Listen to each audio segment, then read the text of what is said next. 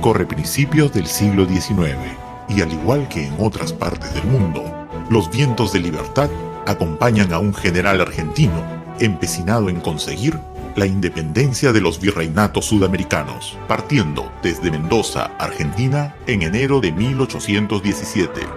Luego de varios intentos, derrota a los ejércitos realistas, logrando la independencia de Chile.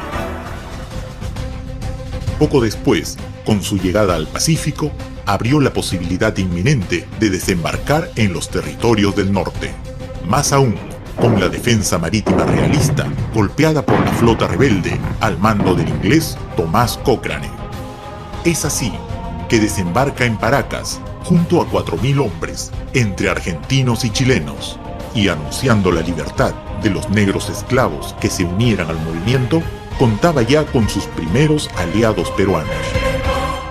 Sin embargo, no contó en Lima con el apoyo que esperaba, por lo que se traslada estratégicamente a Huacho, en la costa norte, acelerando un proceso que hubiese tomado más tiempo: nacer en los corazones peruanos las ansias de libertad y el patriotismo, sobre todo en los territorios del norte, denominados en aquel entonces como la Intendencia de Trujillo, a cuya primera autoridad, el marqués de Torre Tagle, el general San Martín enviaría una misiva. Es así que, habiendo comprendido la importancia y lo decisivo del momento, Torre Tagle proclama la independencia de Trujillo, un 29 de diciembre de 1820, convirtiéndonos en el bastión decisivo para la libertad de nuestra patria. Desde este momento, y por la voluntad unánime del pueblo, Trujillo es libre. Pongo nuestro destino y el del pueblo bajo la protección del cielo. ¡Viva la patria! ¡Viva la independencia! Se unieron a la causa Tumbes, Piura, Lambayeque, Cajamarca, Chachapoyas, Huamachuco, Jaén y Maynas.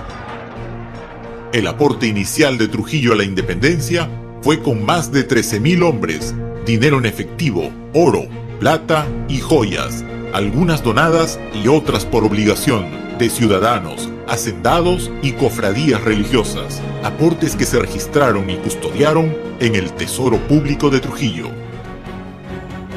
Está hecho. Una tercera parte del Perú acaba de iniciar una gesta que terminará por convertirnos en un país libre. Y es aquí mismo, en estas tierras, que valerosos hombres contribuyeron con su sangre y sus ideas a que esto fuera posible. Hombres como José Faustino Sánchez Carrión, el primer hombre libre del Perú e ideólogo de la República, nacido en Huamachuco, quien con su talento, pluma y visión para servir, aportó no solo a la causa de la independencia, sino al progreso de la nación, en la creación de la primera universidad, la Corte de Justicia, la organización del Congreso y la redacción de la primera Constitución del Perú. Toribio Rodríguez de Mendoza, nacido en Chachapoyas y que difundió desde la iglesia y el convictorio de San Carlos y San Marcelo los ideales libertarios. El mariscal Luis José de Orbegoso y Moncada, acaudalado hacendado tuscano que abandonó su fortuna y comodidades a favor de una patria libre, contribuyendo con sus rentas a los gastos del Ejército Libertador y luego desempeñando una valiosa labor política en Trujillo y el Perú. Estos ilustres trujillanos, junto a muchos otros, conocidos y anónimos, hicieron posible la llegada del glorioso día de nuestra libertad. El Perú es desde este momento libre e independiente, por la voluntad general de los pueblos y por la justicia de su causa que Dios defiende. ¡Viva la patria! ¡Viva la libertad! ¡Viva la independencia! Si Trujillo no hubiera declarado la independencia, hubiésemos tenido que emprender una amarga retirada. El Perú le debe su independencia a Trujillo. Tanto José de San Martín como Bolívar reconocieron en su momento la importancia crucial de la independencia de Trujillo. Tras reunirse en Guayaquil en julio de 1822, San Martín deja en manos de Bolívar y su ejército la continuación de la gesta libertadora. Fue entonces que Bolívar declaró a Trujillo capital del Perú. La Intendencia de Trujillo continuó su aporte a la causa libertadora cuando Simón Bolívar acuarteló su ejército en Huamachuco para preparar y aclimatar a sus soldados, pues el ejército realista los esperaba en el sur, a casi 4.000 metros de altura. Es allí cuando se suma al ejército libertador el batallón formado por patriotas norteños, denominado los Libres de Trujillo, parte fundamental en los históricos Húsares de Junín, que contribuyeron decisivamente a consolidar la independencia de Ecuador en Pichincha y la del Perú en Junín y Ayacucho. Aquí se gestó y nació la libertad, en esta tierra que lleva su nombre. Hoy estamos invitados a celebrar y conmemorar la gesta de todo lo que somos, la memoria y el espíritu de nuestros ancestros que revive en cada paso que damos. Somos un pueblo con historia, valores y el coraje de transformar lo imposible en hechos que cambian el futuro.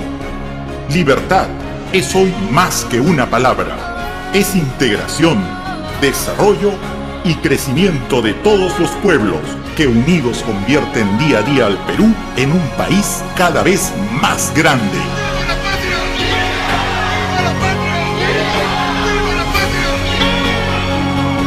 Bicentenario del Perú, la libertad os saluda.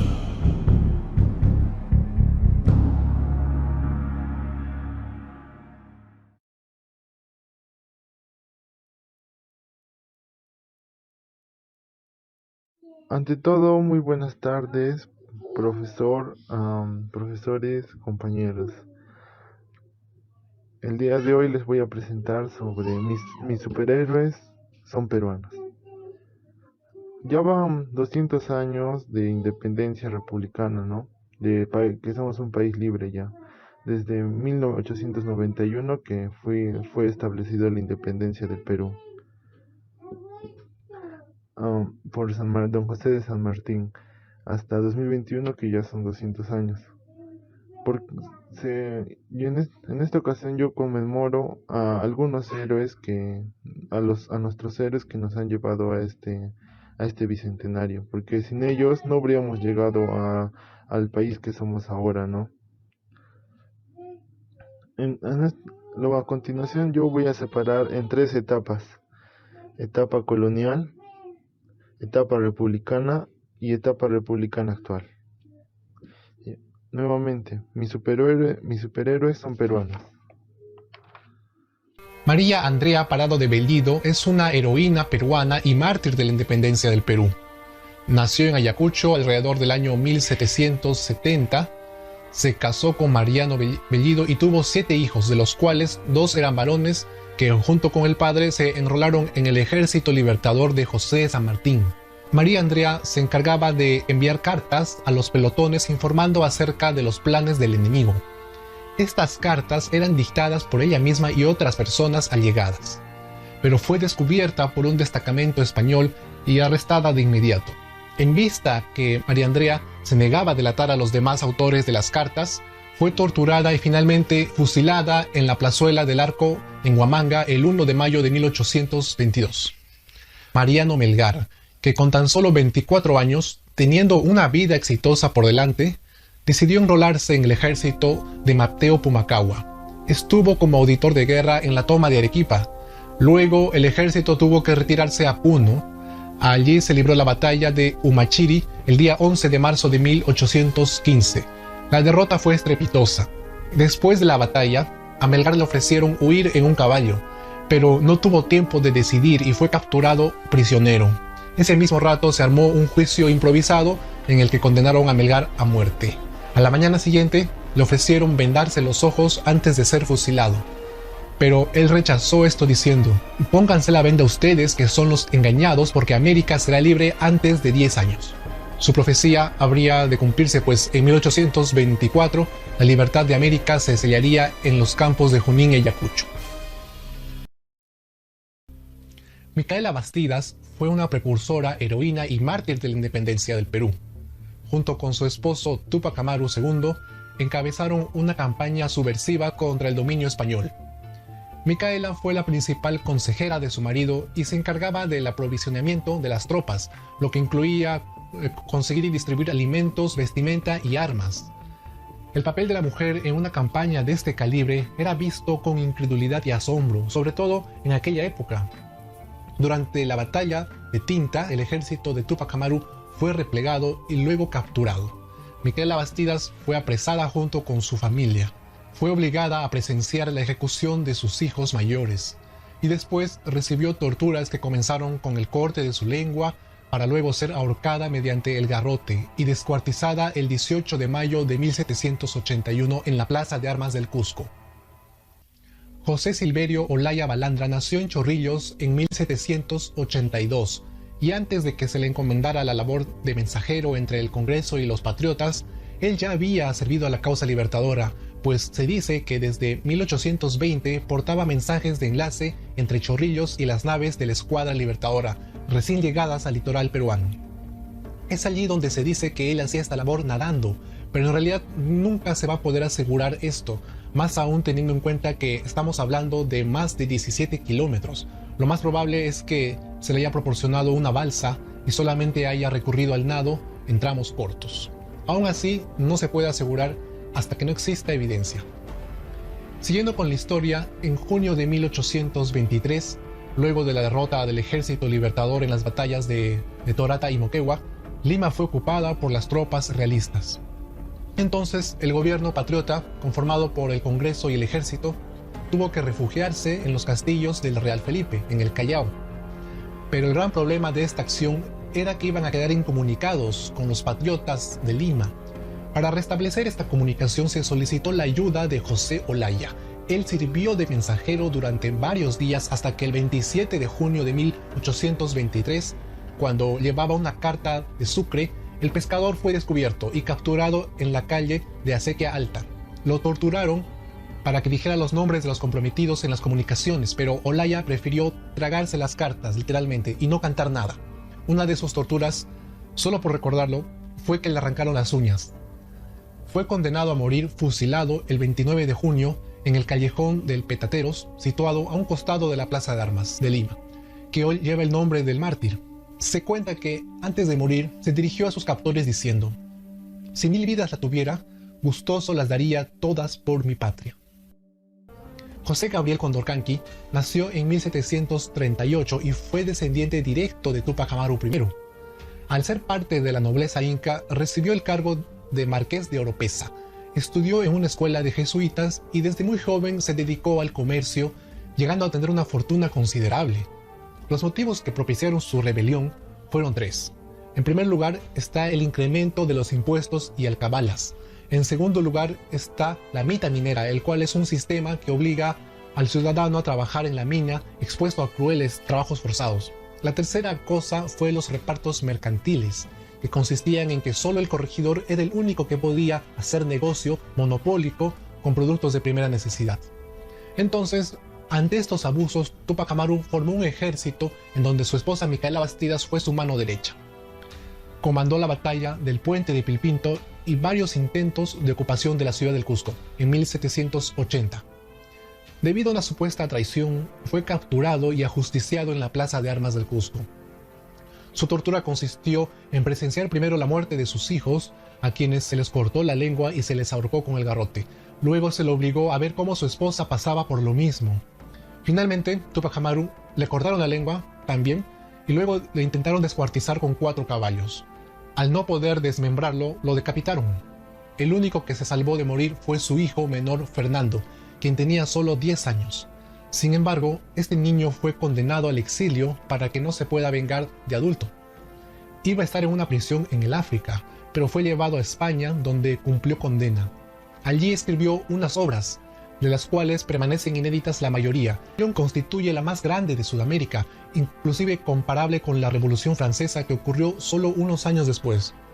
Su imagen sigue tomada como ejemplo de levantamiento indígena hasta nuestros días.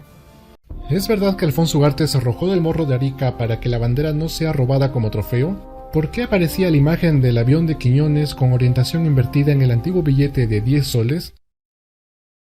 sobre los héroes peruanos más admirables. Es importante mencionar que hoy me enfocaré en aquellos que vivieron durante la etapa republicana, porque también existen héroes del periodo colonial que se sublevaron para obtener la independencia. De ellos me ocuparé en otro video. Muchos conocen el cementerio en Lima llamado Presbítero Maestro. Fue diseñado por un arquitecto y sacerdote llamado Matías Maestro.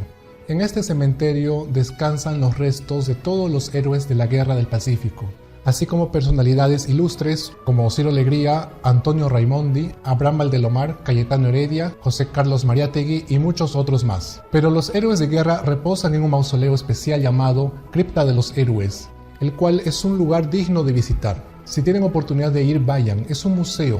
Todo el cementerio es un museo. Un dato curioso es que la mayoría de los héroes del Perú son de la Guerra del Pacífico, pues de otras guerras como la del 41 o la hispano-sudamericana no se recuerda tantos héroes como lo hubo en la del Salitre. Bueno, es famoso porque se le retrató lanzándose del Morro de Arica, y en este video diré todo acerca de ese suceso. Sí, estamos hablando de Alfonso Ugarte Bernal. Él nació en Iquique en 1847.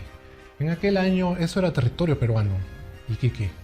Se graduó de contador en Valparaíso y trabajó administrando las empresas salitreras de su familia. Además llegó a ser alcalde de Iquique.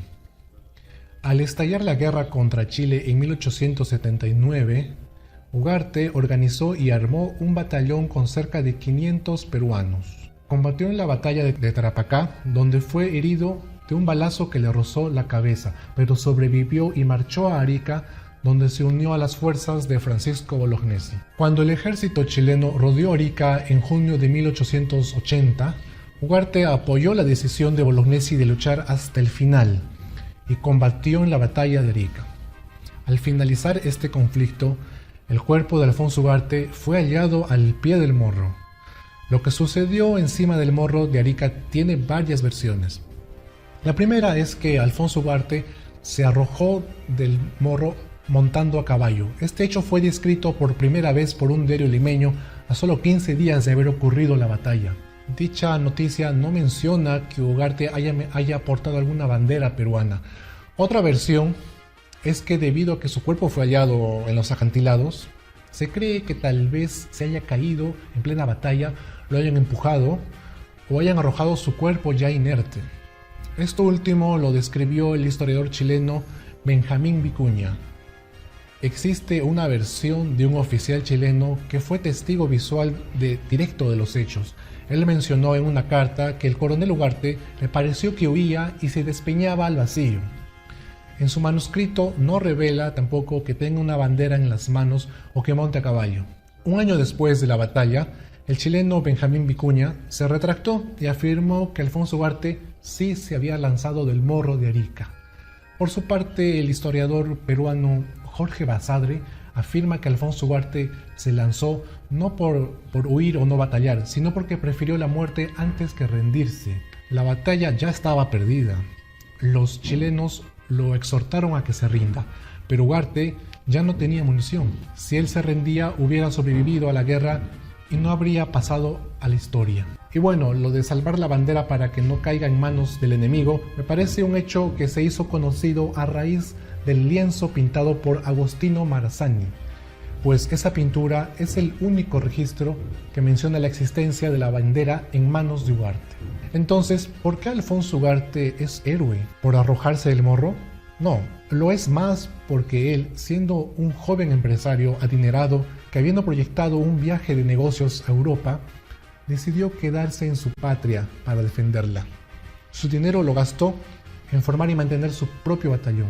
Siendo solo un civil con improvisada formación militar, demostró valor y tenacidad en el campo de batalla. Por eso ocupa el puesto 5 de esta lista. Es el único héroe que aparece en los billetes peruanos. Antiguamente los intes y soles